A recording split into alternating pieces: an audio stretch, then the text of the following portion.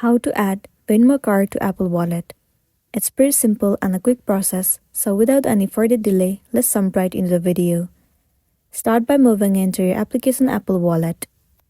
Once you're in the home page of your wallet, click on this plus icon at the top. Once you've clicked on it, it will land you on this page.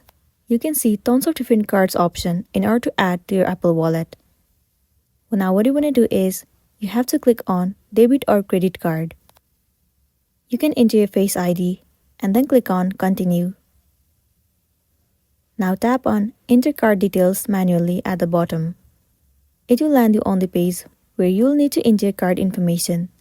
Enter the number of your Venmo card and also enter the expiry date. Once done, tap on continue.